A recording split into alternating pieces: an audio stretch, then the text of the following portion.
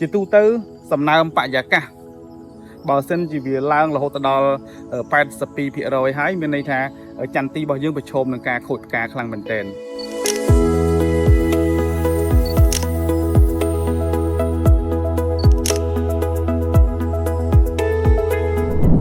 បាទជំរាបសួរបងប្អូន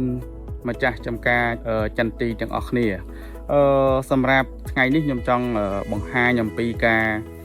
គ្រប់គ្រងគុណភាពផ្កាចន្ទទីរបស់យើងអំឡុងពេលមេឃ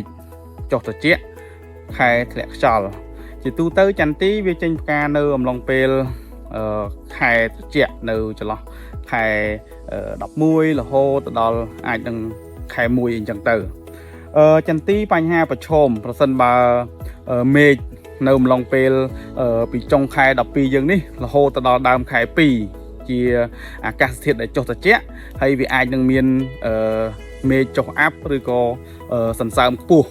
សន្សើមខ្ពស់យើងសំដៅទៅលើសន្សើមធ្លាក់ពេលព្រឹកនិងពេលយប់សន្សើមខ្ពស់ឬក៏មេឃចុះអាប់ខ្លាំងឬក៏មានភ្លៀងកក់ខែនៅអំឡុងពាក់កណ្ដាលខែ1ឬក៏ដើមខែ2អីនេះវាសុទ្ធតែជាបញ្ហាប្រឈមដែលធ្វើឲ្យចន្ទទីរបស់យើងខូចផ្កាជាទូទៅសំណើមបរិយាកាសបើសិនជាវាឡើងរហូតដល់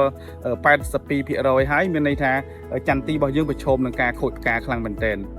អញ្ចឹងហើយដើម្បីកុំឲ្យផ្កាចន្ទទីរបស់យើងនេះខូចទៅតាមបរិយាកាសដាក់សម្ពាធឲ្យវាគឺយើងត្រូវតែ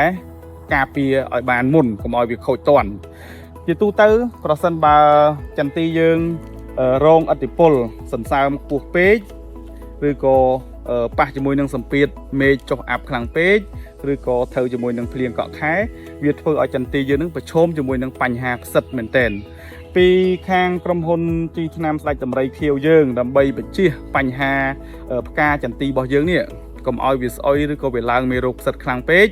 គឺយើងត្រូវតែការពារមុនហើយថ្នាំដែលយើងត្រូវឲ្យគាត់យកមកប្រើដើម្បីការពារកុំឲ្យកើតមេរោគផ្សិតនេះគឺយើងប្រើដំរីប្រែកាយយើងប្រើ500 ក្រាម